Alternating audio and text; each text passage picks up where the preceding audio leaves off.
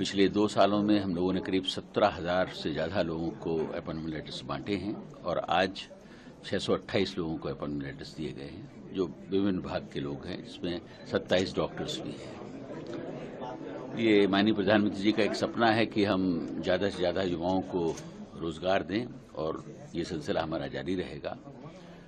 करीब 10,000 रोज़ियर्स हमारे रेडी हैं, जिनको भी हम पूरी कोशिश कर रहे हैं कि 2 महीने के अंदर कंप्लीट कर लें और मार्च 2025 तक हमारा जो लक्ष्य है वो कम से कम हम 20,000 लोगों को और अपॉइंट करें, जो डिफरेंट विभाग में वैकेंसीज पड़ी हुई हैं।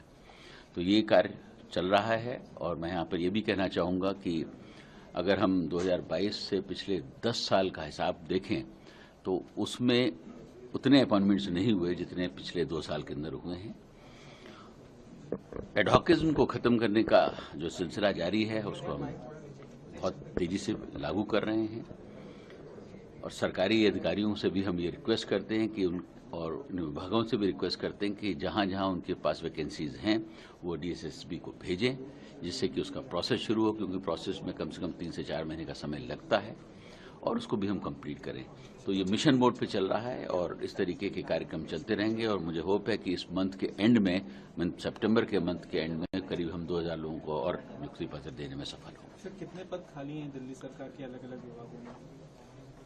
अगर पूरा नंबर देखा जाए तो करीब 25,000 से ज़्यादा लोग जो हैं वैकेंसीज हैं डिफरेंट डिपार्टमेंट्स के अंदर।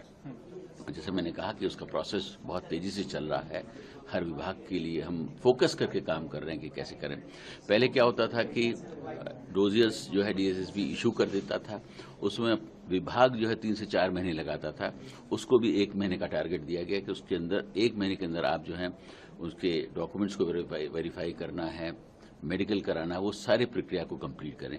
तो प्रोसेसेस को शॉर्ट किया है, जिसकी वजह से स्पीड आई है और काम चल रहा है बहुत तेज़ी से। और मैंने जैसा कहा कि हम इस मंथ एंड में भी करीब 2,000 लोगों को कोशिश कर रहे हैं कि अपॉइंटमेंट लेटर्स। सर, नए कर्मचारियों को आपने काफ़ी सुझाव दिए, आपने उनका उत्साहवर्धन किया।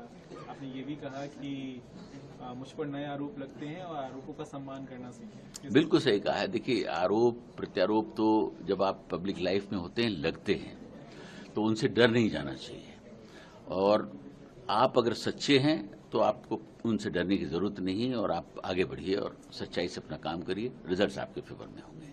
एक बात और जिक्र किए थे सर, दिल्ली देश की राजधानी है, अव्वल होना चाहिए, लेकिन क्या कुछ कमियां हैं जो आपने जिक्र किया था दिल्ली में? देखिए, मैं हमेशा से कहता हूं कि दिल्ली देश की राजधानी है और आज प्रधानमंत्री के नेतृत्व में देश की क्या छवि है सभी को मालूम है।